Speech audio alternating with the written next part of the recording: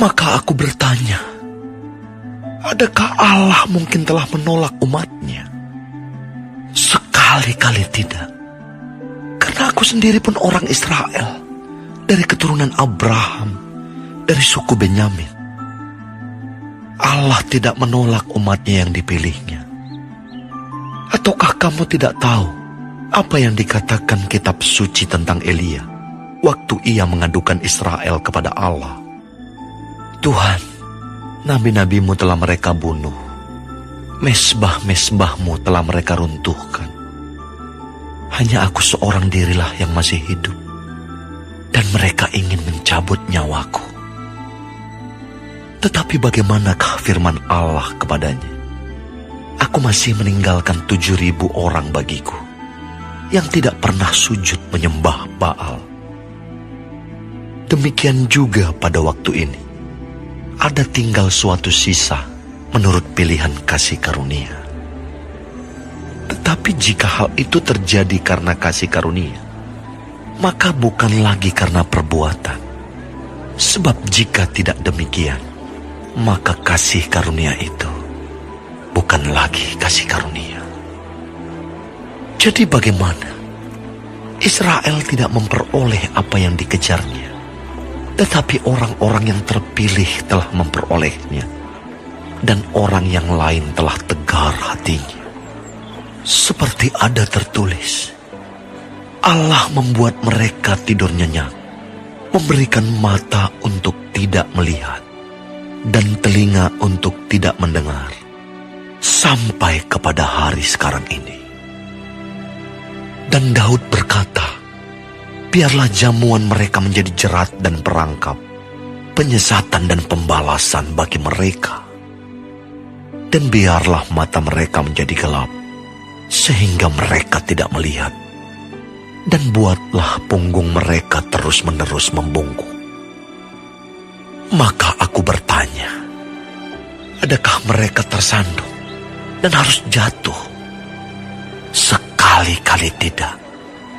Tetapi oleh pelanggaran mereka, keselamatan telah sampai kepada bangsa-bangsa lain, supaya membuat mereka cemburu. Sebab jika pelanggaran mereka berarti kekayaan bagi dunia, dan kekurangan mereka kekayaan bagi bangsa-bangsa lain, terlebih-lebih lagi kesempurnaan mereka. Aku berkata kepada kamu, hai bangsa-bangsa bukan Yahudi, justru karena aku adalah rasul untuk bangsa-bangsa bukan Yahudi, aku menganggap hal itu kemuliaan pelayananku, yaitu kalau aku dapat membangkitkan cemburu di dalam hati kaum sebangsaku menurut daging, dan dapat menyelamatkan beberapa orang dari mereka. Sebab jika penolakan mereka berarti perdamaian bagi dunia, dapatkah penerimaan mereka mempunyai arti lain daripada hidup dari antara orang mati? Jikalau roti sulung adalah kudus, maka seluruh adonan juga kudus. Dan jikalau akar adalah kudus, maka cabang-cabang juga kudus.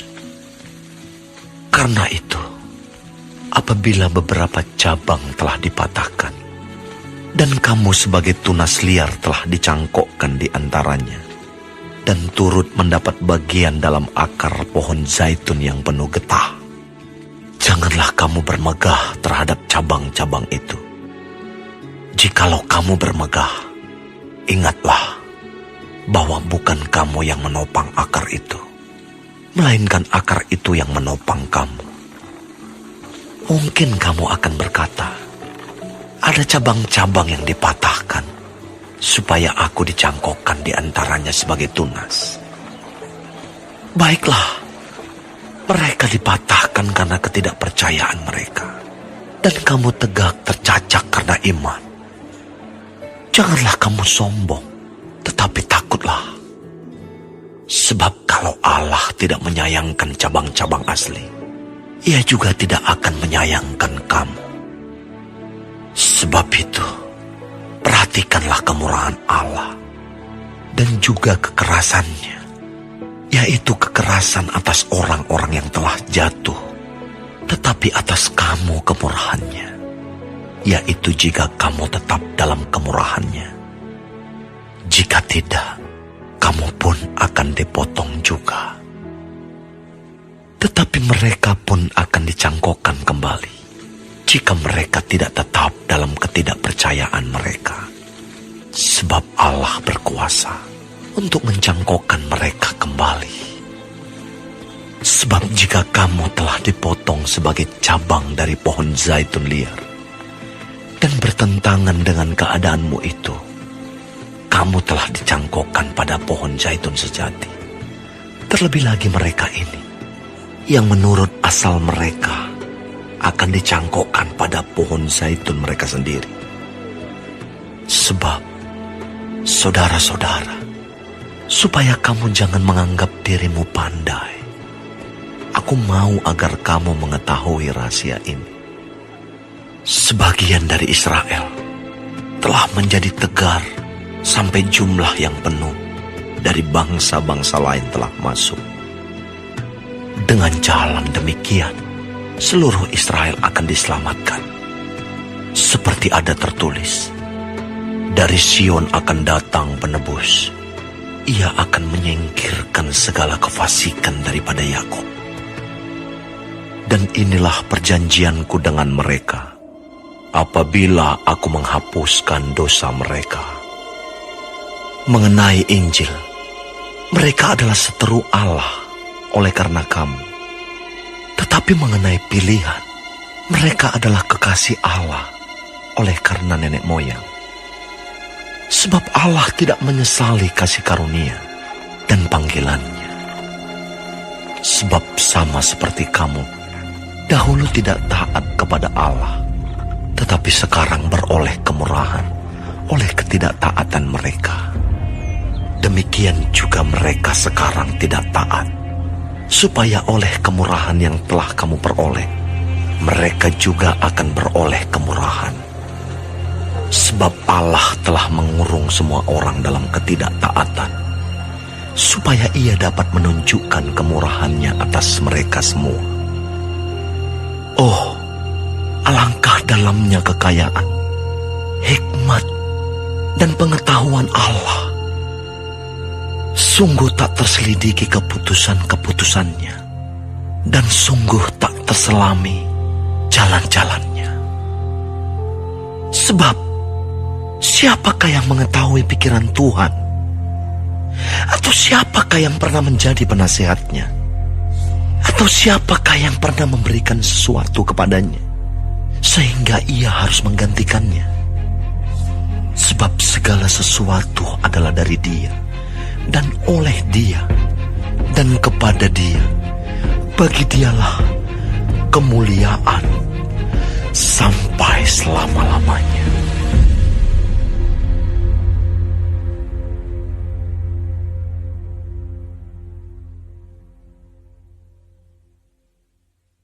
Roma 11 ayat 1 sampai 36.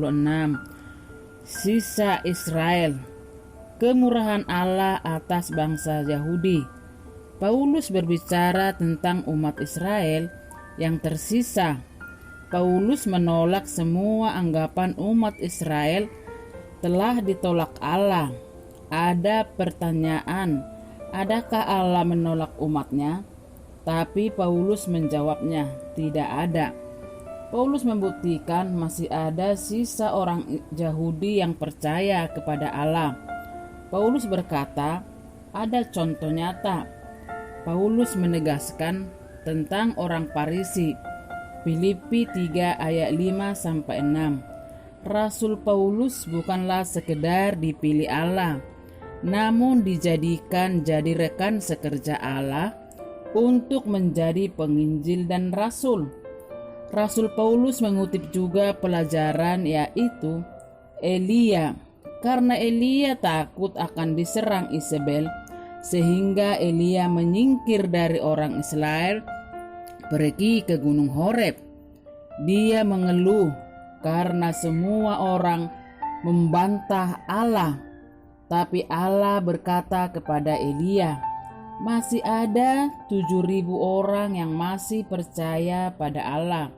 1 Raja-Raja 19 ayat 18. Walaupun Israel tidak taat kepada Allah, namun Allah masih tetap menyelamatkan orang Israel.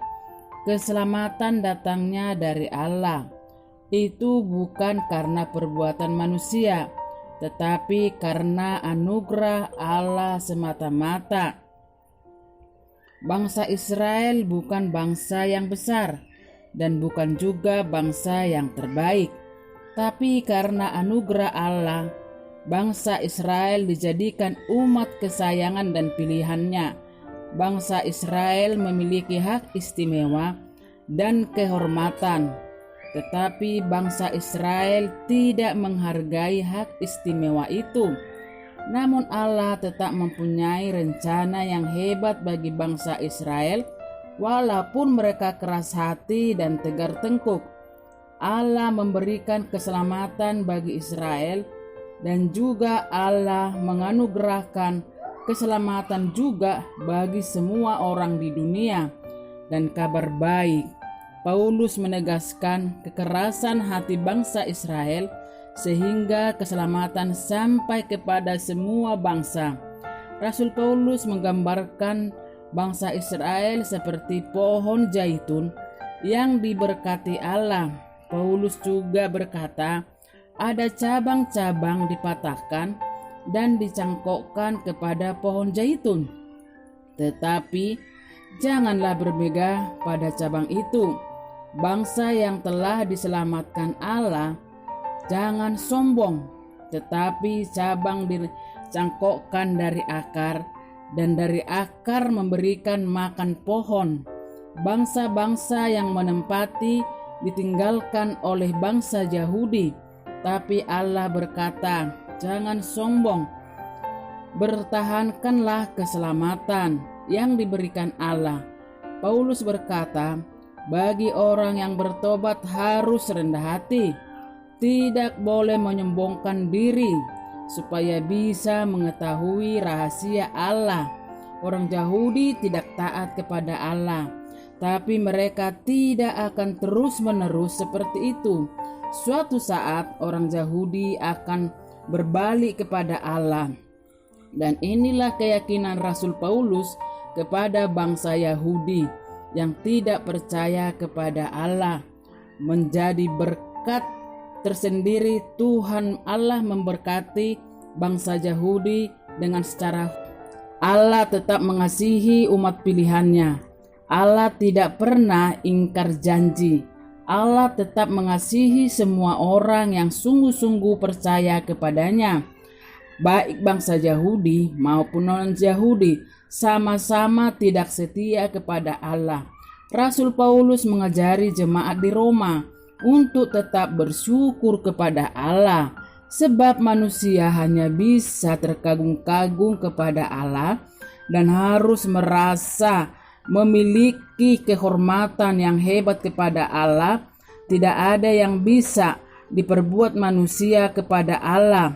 Manusia tidak bisa mengerti pikiran Allah, dan tidak ada manusia yang bisa menjadi penasehat Allah. Juga tidak ada yang bisa menggantikan posisi Allah. Jadi marilah kita bersyukur sebab perbuatan Allah yang ajaib, yang luar biasa bagi semua orang. Perbuatan Allah yang sungguh ajaib, itulah yang harus dihargai dan dihormati oleh manusia. Kita terus berkata, kemuliaan bagi Allah di tempat yang maha tinggi, sampai selama-lamanya. Amin.